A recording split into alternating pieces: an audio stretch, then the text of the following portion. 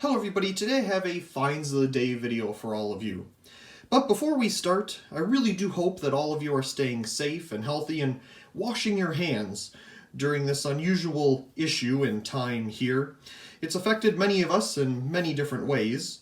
So to take our mind off of this issue in this present time, of course this will hopefully come to pass and you'll be watching this video in the future wondering what I'm talking about.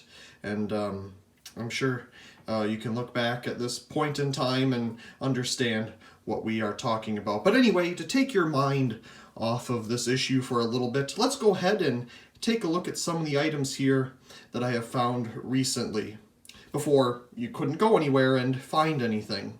So this is a box of unusual bulbs. As you can see, they were 50 cents a piece, but I couldn't just take a couple out of the box. I had to take the whole box because they are quite interesting. Yes, very nice. When I first looked into this box, I thought, oh, it's all a bunch of fluorescent bulbs. But we have some incandescents in here as well, and we'll take a look at those here in a minute, if I can talk correctly. Anyway, we'll start with this Sylvania bulb here on the top. It's a very nice old black ender one here. Just look at that beautiful old etch. It has to be new old stock, just because of how dirty it is. And it doesn't seem to have any darkening on either end of the arc tube as well. So, very nice.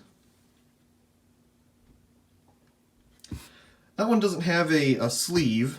Maybe it had a sleeve at one point in time, but it doesn't now. So go ahead and set that aside.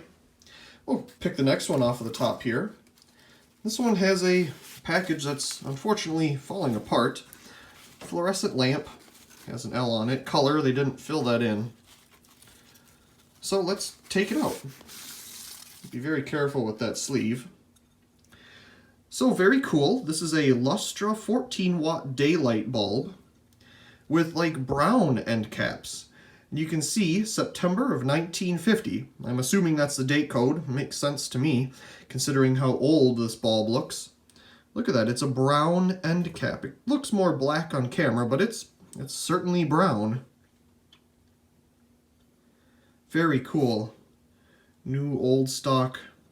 Definitely has seen some dust and dirt in its time. When I first got this here, it had a big blob of like solder on it, but it fell right off, so I just took that off and threw it away.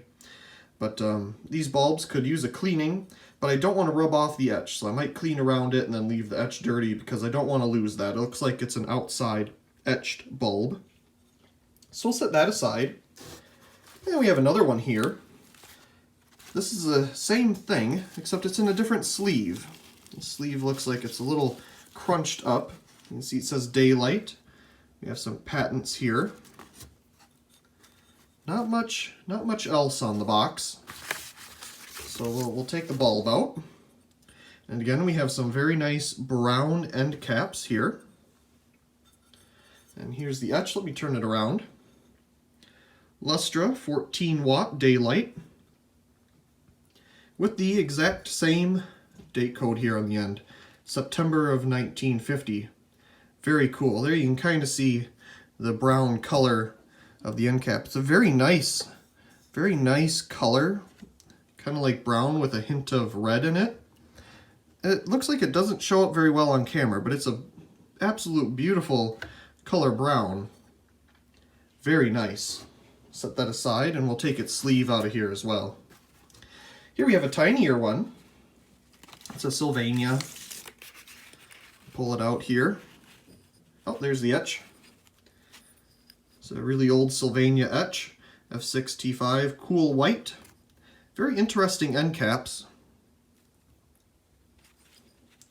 Sorry if I bump the tripod. I try not to do that, but it's so close to the camera here.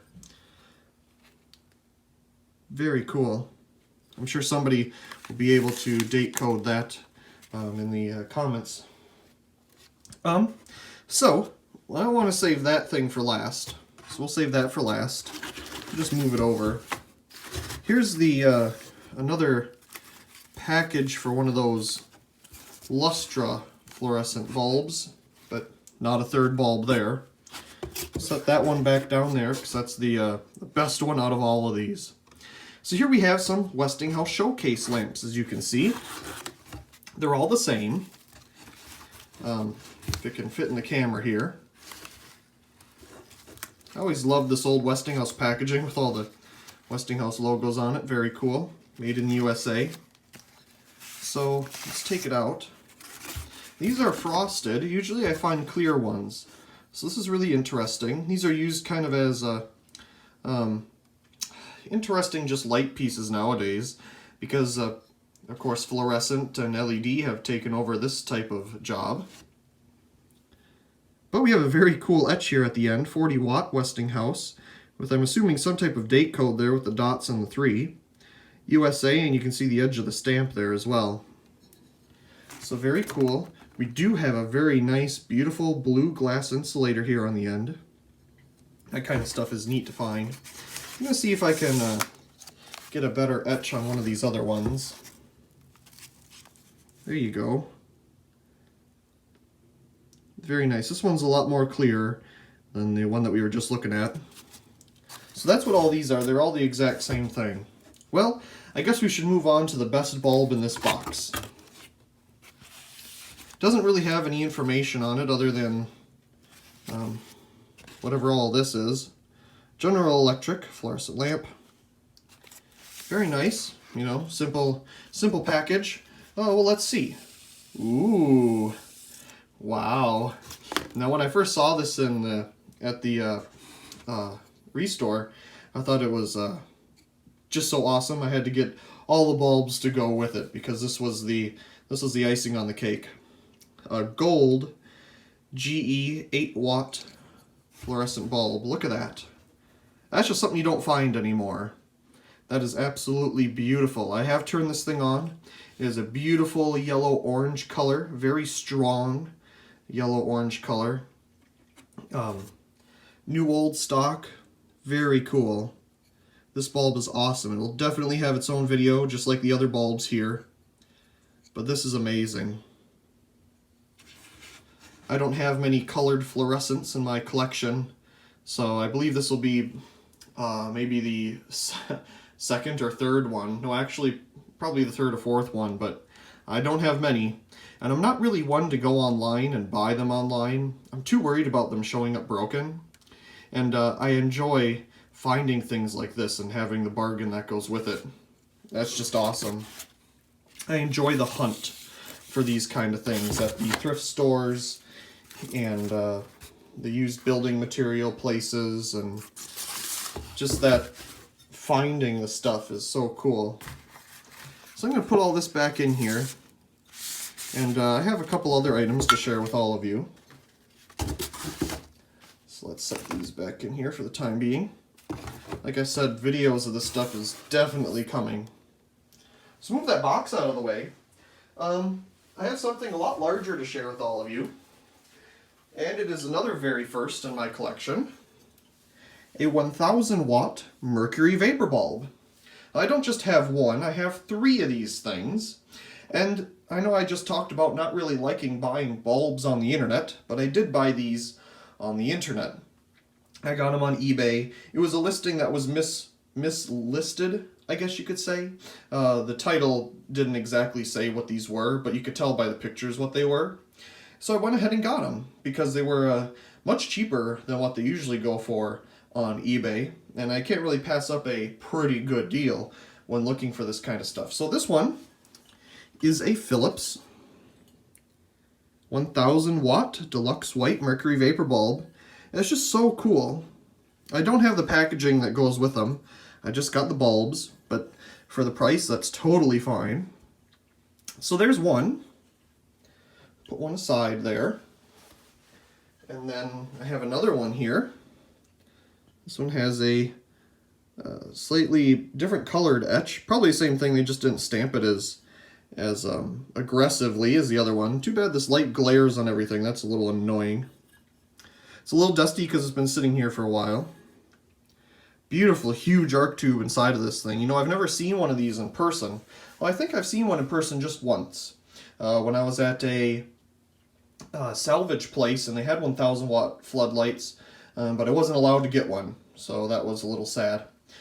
But anyway, here's the bulb that was in the fixture anyway. yeah, the arc tube's like the size of this whole, middle part. It's really cool. And I have one more. I have a General Electric one, but now that I'm thinking of it, I was going to share it with you, but it's kind of packed away. And it has a much better construction inside than the flimsy Philips construction. So these will all be in their own video once I can get the gear to turn them on.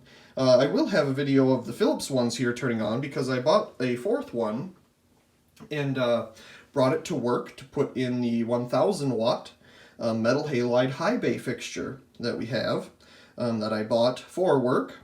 And we hung that up, and I decided that this was a better option than the 1000 watt metal halide because that was just so glary and bright, and it's kind of hard to find a coated one that is an exposed fixture protected bulb. So I thought, well, let's go with a 1000 watt Mercury Vapour. I've never seen one turn on in person. I've never had one before, and I found these for a great deal, and this worked out perfect. So there'll definitely be a video of these Philips ones coming up and that fixture turning on. So that's very neat. I think I have something else to share with all of you. Just need to find it. Now, I apologize if I've already shown this in a separate video or in another video, but here is a Lights of America the bulb. Now, I've gotten these a couple times before, but they've never worked. They've always been burned out, and I thought that these were a induction bulb because Sylvania also made a bulb very similar looking to this that was an induction style bulb. But this is just a fluorescent bulb. There's a PL looking type bulb inside. It's not a spiral. And this one works because it is brand new. Model 2000. Yeah, it's probably from the year 2000 as well. Lighting for a new millennium. Okay then, yeah, LED took that one over.